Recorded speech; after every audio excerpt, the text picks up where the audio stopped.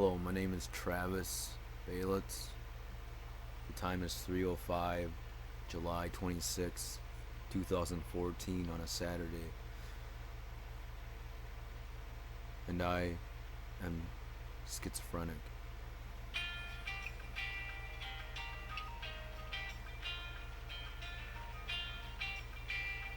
That's it. Right now, my dad. I think I'm just gonna let go of it. I don't know why he's calm, but I think I'm just gonna let myself kind of reel and deal on a short segment on schizophrenia. I've been interested in watching some brief videos here and there, though it's really not that entertaining. Um, I gotta be honest with you. The clear cut answer is that I don't even know if I'm truly schizophrenic. Now, I have been diagnosed with an anxiety disorder. Probably I knew way back, you know, way back when I was in kindergarten. That's when anxiety started.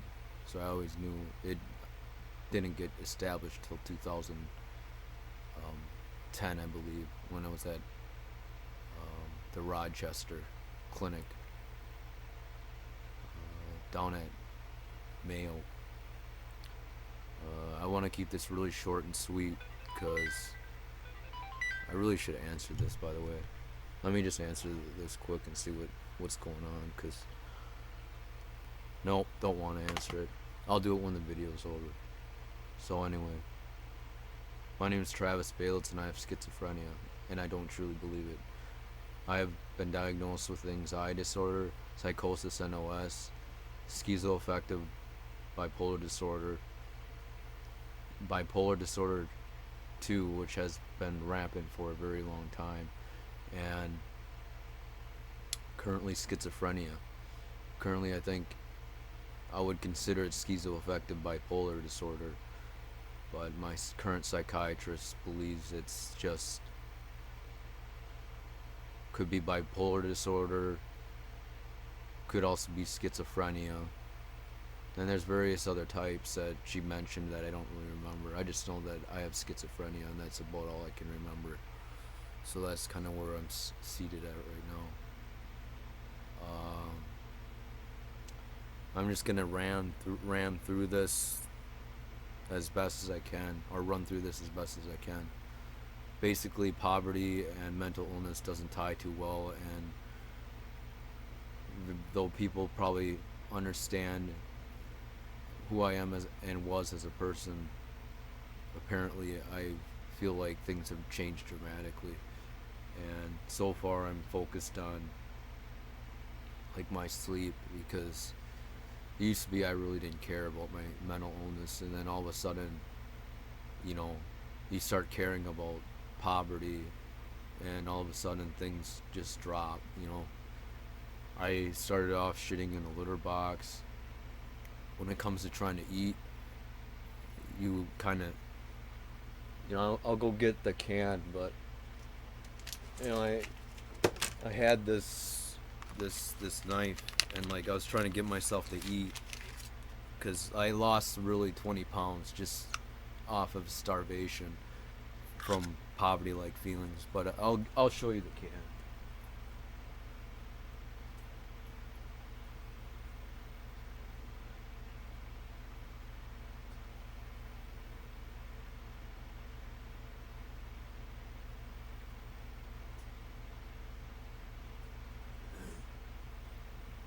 I think a lot of this revolves around the death of family, the death of people that you care about, and that feeling just persists. And you can see here that these were all poked, and I individually suddenly got in there, kind of try to eat as basic as I could, and that's honestly where I started. Once I didn't want to repeat this habit again, because obviously it's got a hole at the bottom, so you know how crazy I was. I just stuck it up in the ceiling, and I put that on top there. But that was just one of my escapements of things.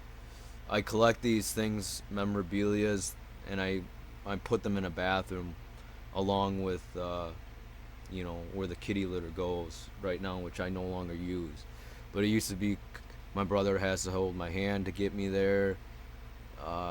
I couldn't cut things. I couldn't.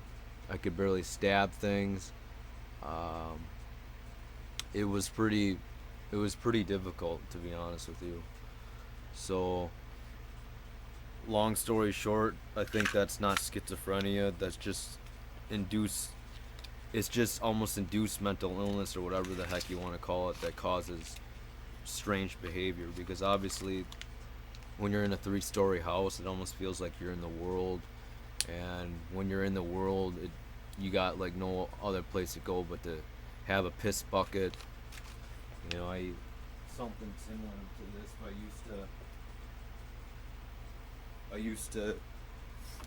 I used to like pee in this funnel type box thing, and I put a hole in that because it only was like a couple feet away from me, and all I could really do was like lay around and and because you're always encompassed by this death like feeling. Dad dying, can't eat dad, can't cut dad, um, can't do this because of death.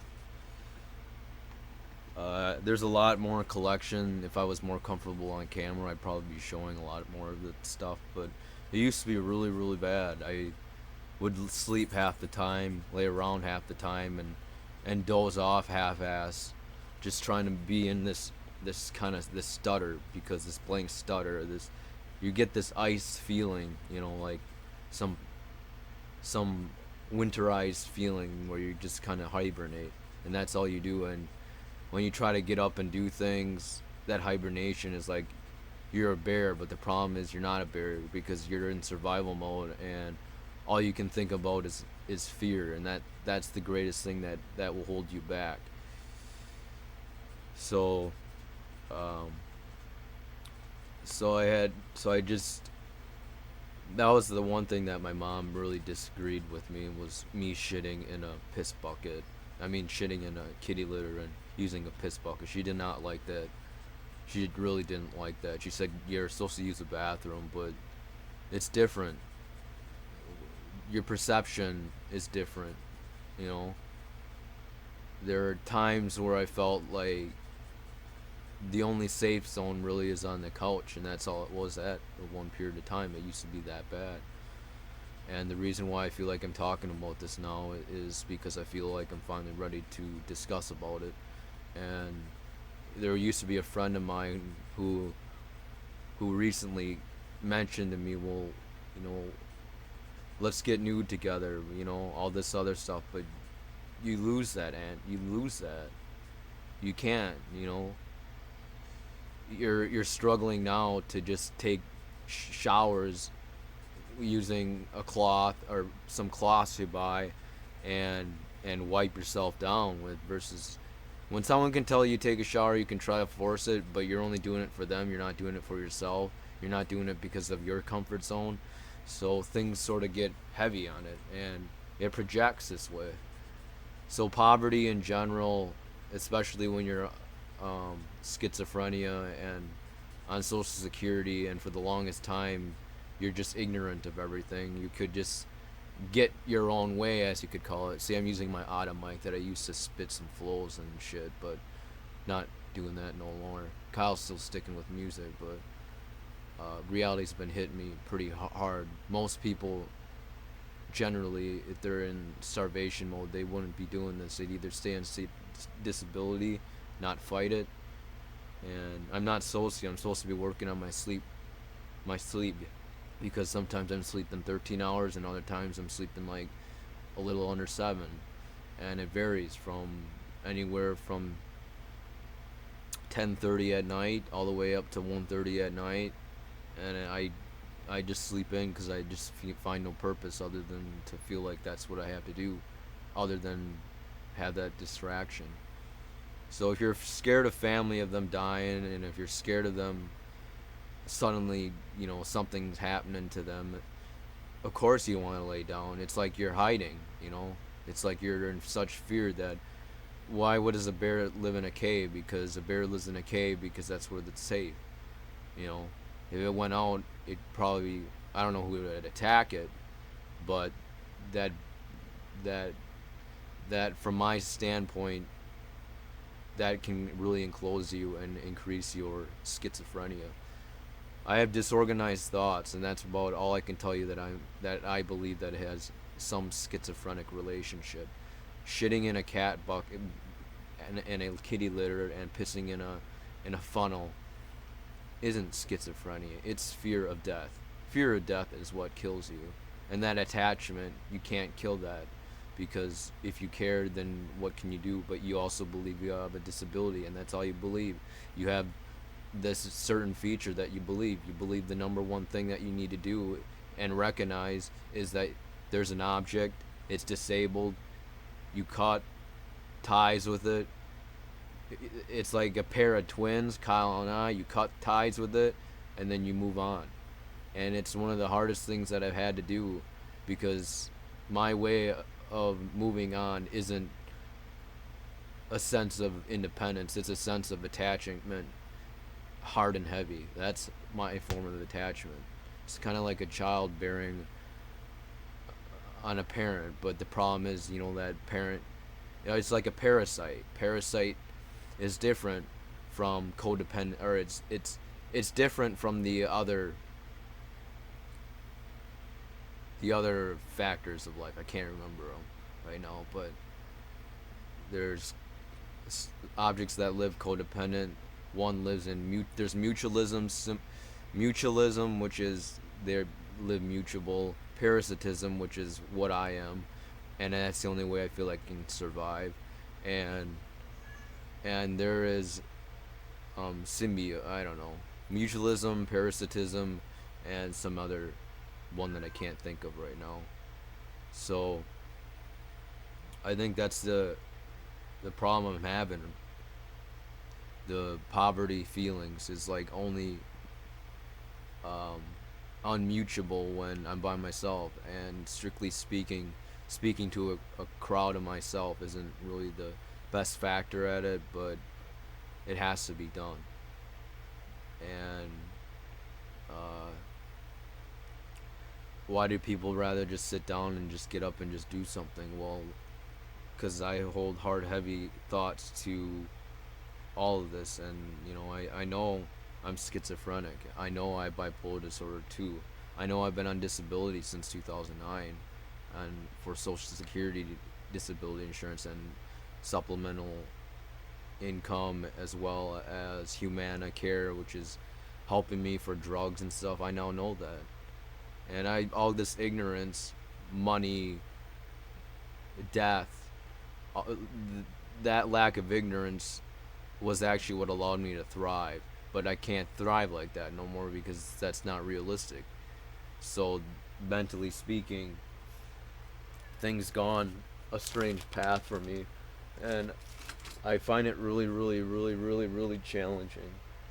So that's why, from my own standpoint, I don't know how normal people do it, because obviously when I come to try doing it, I can't survive. I try to talk about my mental illness. I can't survive. I'm barely surviving paying my dad $390 for part of $100 premium, half of it, half a Corolla, and another $290 for half the 3-story house that I live on a less than a 2-acre plot, and cutting grass involved. I can get myself to feel self-worth is beyond, as I'm told, it's self-worth is are actually being rich is beyond just the dollar sign. I know that, but the dollar sign to me, which brings income, which can bring this and that for you, that's a whole different story, whole different ball game, I think. And I think that's the thing I either do. I either just lay around and I do nothing about it and I just take it, and I know that I'm miserable anyway, or I try to fight it and things are still miserable, and they're not really that much of a guarantee to make you feel any better about your situation other than work. So work. Why don't I work? Because I work with an arms work and I'm working with a therapist, and in order to get yourself to work, to feel good to an extent, you got to get their approval. and that approval is the only way you're ever going to get yourself to do something with your life, or else you're going to be a sitting waiting duck, because um, you know you don't trust yourself, you know you're disabled. What's in your thought? Disabled. What are you? You're disabled. Who are you? Who am I? I'm disabled. What is my name? Disability. If that's all that's in your thought and in your mind, then how are you going to get anywhere? You can't. So I think that's the reason why that disability sign sticks around everywhere, because even though I'm getting like 741 a month, including SSI and SSDI, 390 is now going for some check, and now for some products, because when you want to be independent, you need to be hygienically better. I don't want to lose my teeth, so like I bought some toothpaste, some shampoo, some bar of soap, and some sunflower seeds to keep me by, to keep things by for now, and some Dove deodorant stuff, and some wipes and hand wipes, and some vitamins to keep your supplements up if you need them. But honestly, I don't think I feel any better. I feel better when I just try not to think about it, and that's why I'd rather refrain from trying to do it this way. But it's hard to think about reality when you know this is your reality. So like one day, and when death comes, you're gonna face it, because dad's not there. So then what? You know, doesn't feel that great. Could try to save him, but with my attitude, how the hell is that gonna be something I want to save? I can barely save myself. There used to be times I would always break down around dad's girlfriend or mom. You know, she died, feeling like she died in the winter. That killed me, and now my disorganized thoughts are just getting in the way. And obviously, when I'm thinking just on my disorganized thoughts, I honestly feel better, because that way I'm not pushing against the system. Right now, I'm sort of pushing against the system here, because this is not my system to go online and bitch about myself. But because I had to work in my sleep, 7 to 13 hours is really not really working towards it, and I'm fighting it. So that's the thing. This little can means nothing, might be something to laugh at in the future, but now it's like the reality, because reality is a fucking hole. It kills you. That's it. It'll kill you. Reality will kill you. And that's my thought process, because that's where and how far it has gotten, to the point where I realize the reality will kill me, because it's going to kill me. The reason why Kyle is thriving and I'm not thriving is because I'm no longer a parasite. I'm comorbidly living mutually, which is really not mutually. It is more at a disagreement, but you gotta work through it, because there's not much of a choice, because the better choice is trusting your gut feelings and just going at it. You know, what would you do?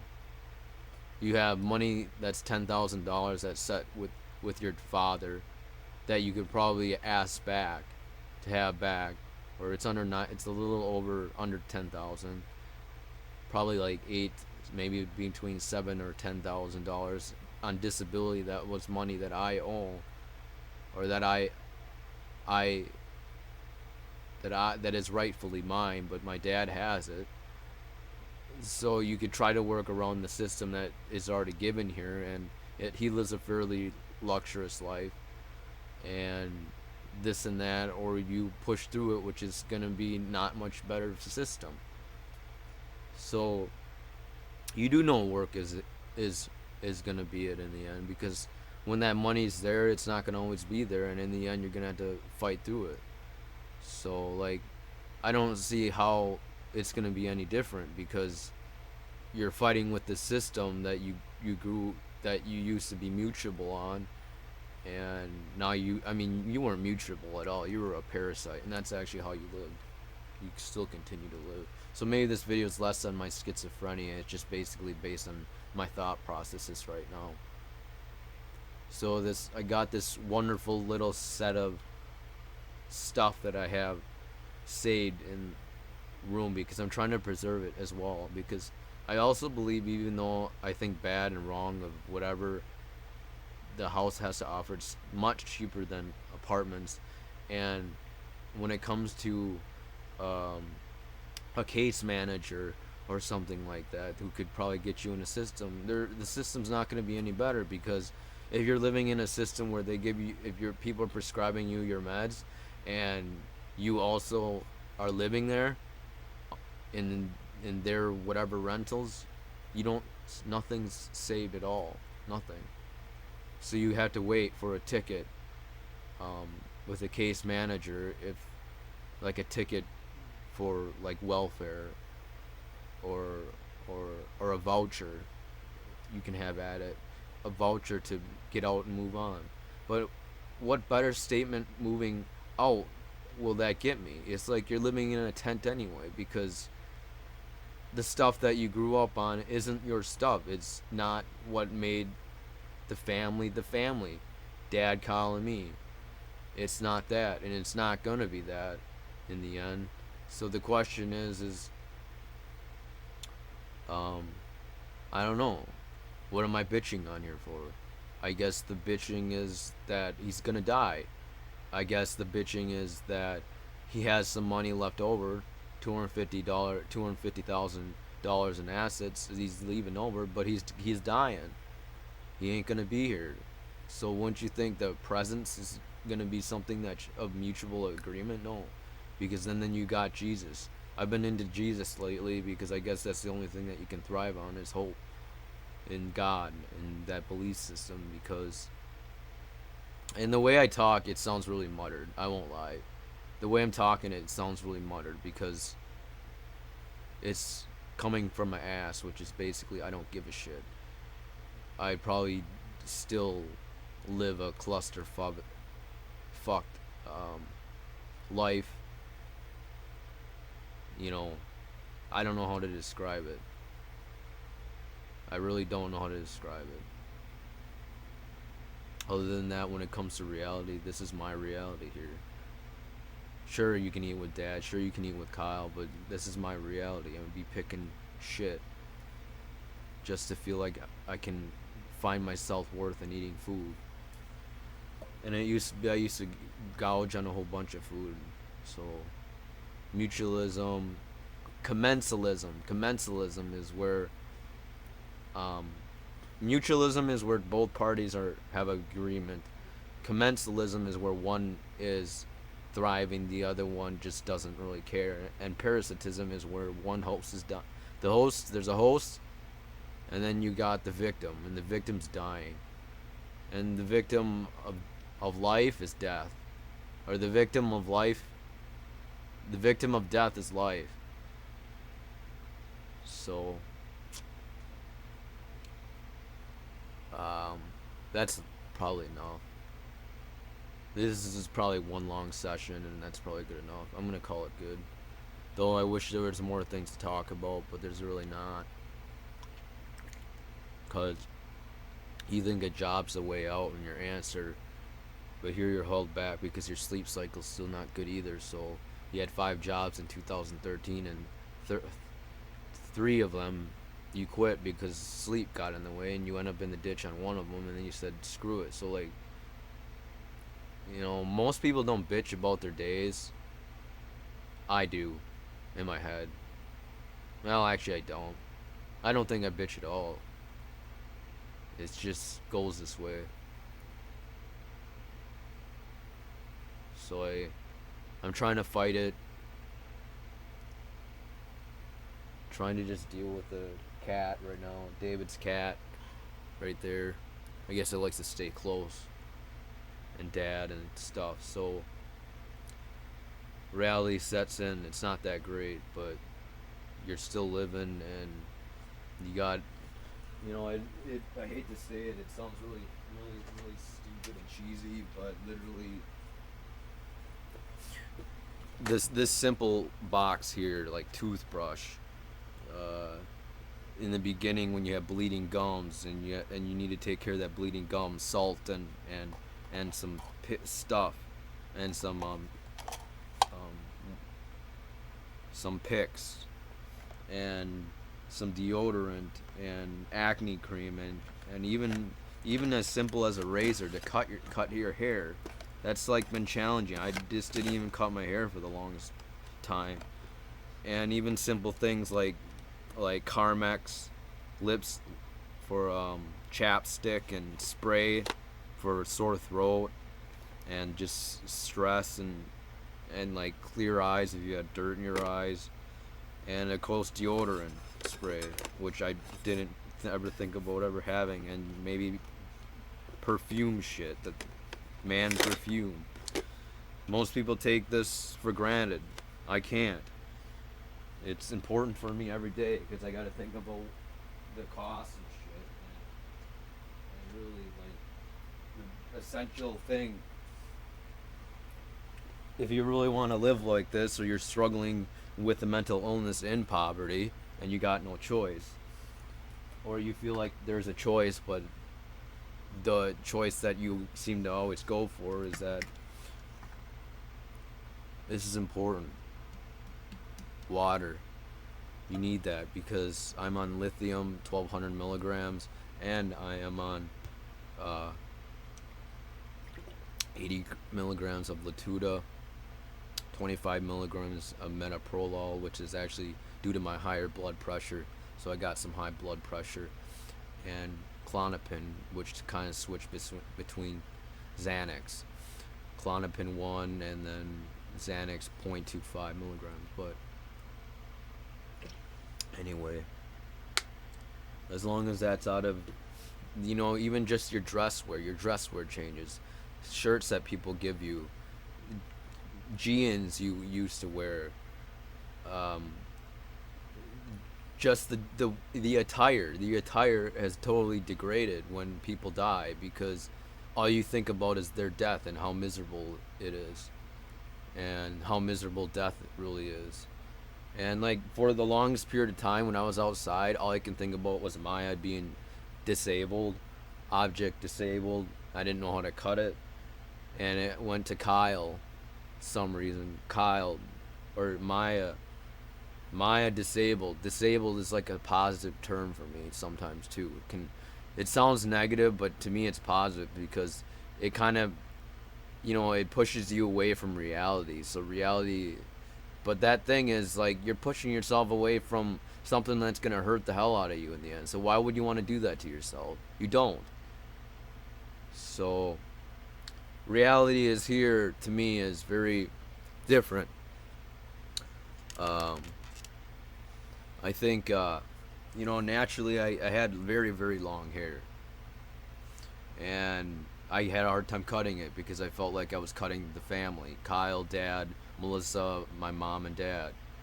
And to just even take a simple cut, it was hard enough, and I couldn't do it. Now it's like bluntly easy, but you can do it, but like then it used to be really, really challenging. So the Latuda, the antipsychotic, because I'm schizophrenic, I need it because I'm too sensitive to this death. So this is what's going to kill me in the end, is the fear of death, really. And if I don't find a way to challenge myself out of it, then I don't know if I'm going to get anywhere. But then you think, what's also death? Debt. How can I not stress that enough? Debt. Wow, man, debt. Poverty. I find that to be stricken. And ill fortune. Because, like, even trying to supplement yourself on food, you can barely eat any food now. And it's all bad. So, like, I even saved some cat fur. The first time I cut my hair, the time I cut my dad's hair, I got them all in separate Ziploc bags because they're very important to me. The cat fur that I groomed for the very first time.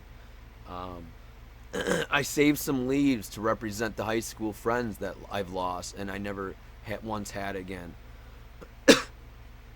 It's hard because when you're in that state, which I was, all you can think about is them dying. And it's recklessly difficult because you've only had one friend in your entire life, and that was David Bukacek. So I took some dead debris. So what I did was symbolically, I'm very symbolism. I use symbolism a lot here. I symbolically placed some debris, some leaves, and some pebbles into a little Ziploc bag. And I even have the Ziploc bags of the rabbits because I couldn't connect with the animals here, and let alone just a cat, because all I could think about was Dad. When I cut my hair for the very first time and I took a shower, I couldn't. I had to leave. I had to keep checking the door on the cat because I thought it was gonna die, or my dead hair, my hair on my head. My hair on my head represented the cat fur, which represented me taking a shower because there was nothing hair. I can't see hair when I'm in the shower. So that started it off like that. It was really sensitive to that. Cat or dad, death, or cat, dad, death. Death. Very important because that's all I can think about, remember? Dad, cat, death. And then me. And me is always uncomfortable about it because he knows it used to be worse. It used to be much worse, So that's the question. You think about it, and then what? Like what do you do to think about it? You don't know. I know Dad's still here, but it's not gonna help prepared for the future. So I don't know. I think I'm just gonna wipe my face because this is what I mean. PDI Sandy hands. I wash a lot. I wash a lot, especially when I feel like something's stressed out. If it's there, I take care of hygiene as best as I can under my poor predicament. But something about keeping clean helps a bit.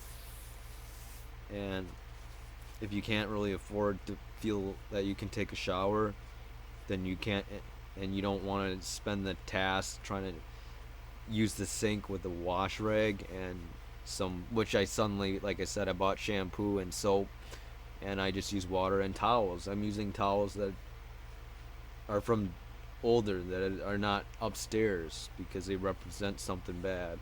It's that shit. I don't know how to get over it. Don't know how to get over it, other than being with the people that I know that I can live with, suffocating, like a codependency. Most people would clearly think that codependency is the same as parasitism. Maybe it is, but I'm having a hard time dealing with it. I would like to have a commensalism or a mutualism relationship, but it's impossible. And with the one I currently have, or I'm still talking to most of the time, it's infrequent, but it does, it used to be bad. I don't know what's bad no more. I don't care. I guess I don't care about it. That's how much I care about the whatever. I think that's it. I don't know if anyone's gonna get anything from this, because it was just, that's the disorganization in my head. Disorganized thoughts. That's all I can relate to schizophrenia. Do I see or hear things? No. But I can tell you I was on 7 antipsychotics. Seroquel, Geodon, Risperdal, Invega, Abilify, Clozaril, and Zyprexa. And they all gave me either akathisia, somnolence, which is severe sleep retardation, and or somnolence is just extreme fatigue and tiredness, and dystonia, like couldn't move. I could barely get myself to move. Barely getting yourself to move is what's gonna haunt me the most, because I'm barely getting myself out to drive and shit. So that's actually what's bad. You're passing through all these death channels, and that's all you can think about.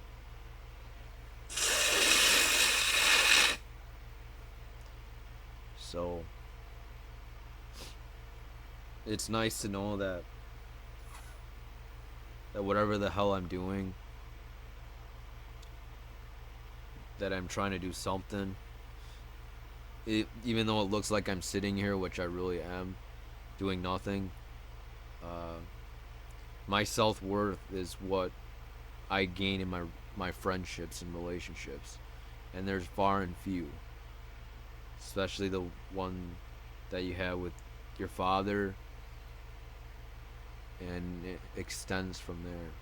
So that's why you ought to say, Our Father who art in heaven, hallowed be thy name. Thy kingdom come, thy will be done on earth as it is in heaven. Give us this day our daily bread, and forgive us our trespasses, as we forgive those who trespass against us. And lead us not into temptation, but deliver us from evil.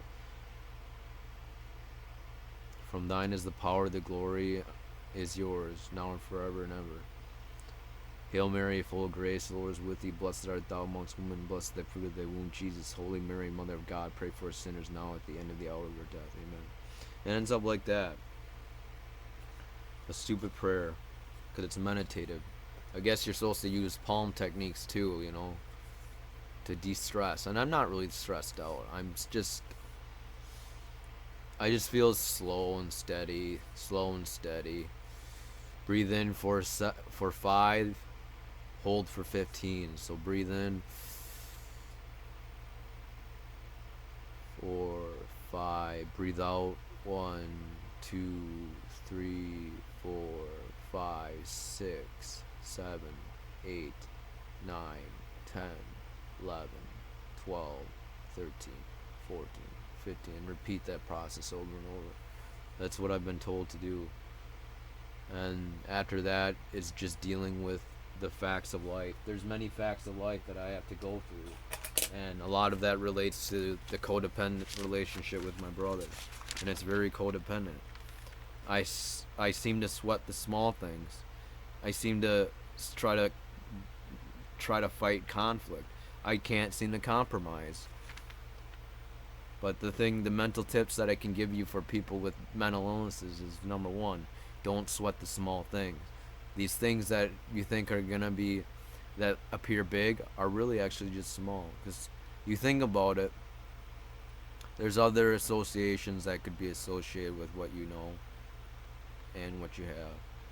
Walk away from conflict. Take a mental break. Sometimes it's hard to walk away, but the best option that you can really do when it comes to from de-escalating conflict is walk away and compromise. Maybe it's okay to find and appreciate the values that you share versus the conflicts that are already there. And by knowing that statements, hereby set myself onto setting myself into the right footing, it's just very, very challenging, because I don't usually go online dibby-dally in this reality fucking bullshit, this death bullshit, the bankruptcy and debt bullshit, and bills bullshit, and meds bullshit. But none of this is bullshit, because this is what's gonna keep me going in life. That Latuda, I cannot. It's desensitizing me in terms of what's going on right now, and I need it in order to survive. And it's helping me with sleep, because it puts you into deep sleep. Those antipsychotics definitely knock you out. 80 milligrams is a little bit on the marginal end, but it's working. And lithium I'm taking. I need that that's a mood stabilizer, because I'm always get these mixed rage fits, and the moods that I discuss with Katie, I don't even like to talk about this with anyone, let alone myself. I didn't even want to talk to Katie about it, but at the same sense, that's what drove me to it, because your moods is everything for you. If you can't regulate them, if you're fucking yelling like this all the fucking time, is it really gonna help your fucking life? Especially at work, or you get those feelings? No. I don't know how that shit's gonna help. Or imagine where your sleep is unstable, and you're sleeping like the mania is keeping you awake, and you got depression, and that's keeping you too far asleep. Is that gonna help? No. How about the mixed moods where you feel upset? You feel like great one minute where you're saying, hi, how you doing? And to the next one, I know you're fucking upset! Does that shit help? No. I don't know, see how that shit helps. And I see a dog here. But imagine that stuff. That doesn't... That's the imagination taking over. But my mixed moods are generally like that. I go out in a cooling environment, then I get into a stressful one, and I'm already fucking blunting my fucking goddamn mouth off in my head. So it's really kind of annoying. And once again, trying to get yourself to eat, that could be a big fucking... Like, I lost 20 pounds. I was at 148, and now I'm at 128, 127.2. So I lost roughly, out of this eating disability, obviously I lost 20.8 pounds. So that's a lot, you know. And now I got to work on my sleep because last 3 days I was up 13 hours, and the next day I was up 6 hours. 6 hours. Or I mean, I slept under 7 hours. So it's like, then you sleep 10 hours. So like, because your alarm didn't go off, it's like hard. Regulating sleep for a job, it's hard. I mean, regulating sleep just to get up, it's hard. I don't know how it is for a job, but when you had 5 fucking jobs that you had in 2013 and you're now reluctant because you realize you can't fucking hold them, then what? You drink. But by the way, staying hydrated is very important when you're on lithium because it's a salt. And unlike Depakote, which has a different chemical background as well as Lamictal. By the way, Lamictal can cause some bumps and irritations and shit, so beware. Stuff is not comforting, I don't think. And I think that's the biggest thing. It's hard to feel like you can get your mouth off the way you want it because you got to deal with other people in the house stuff, and the only way out of it is just to do what you want, but you're not facing your problem.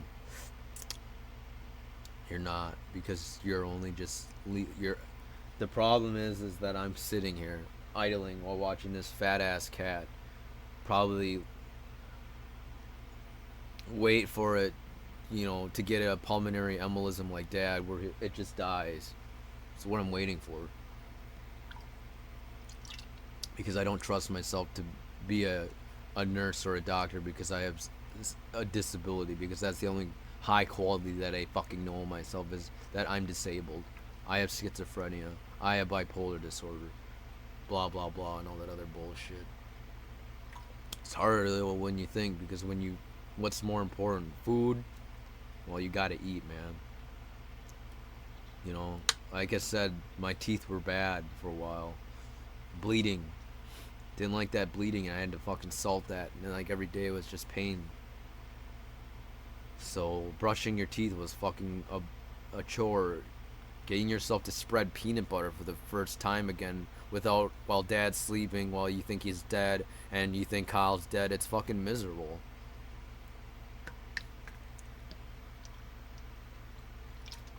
So I wish I could end it here, but I'm not sure if there's something else that I want to talk about that I can get off in one session. This is almost 43 minutes long, so I think we'll leave it at that. I think that's good enough for now. I'm gonna take off. Once again, it's probably 3:49, and I don't know what time I said earlier, but it's July 26th, 2014, on a beautiful Saturday afternoon. I should probably be doing something. Take care.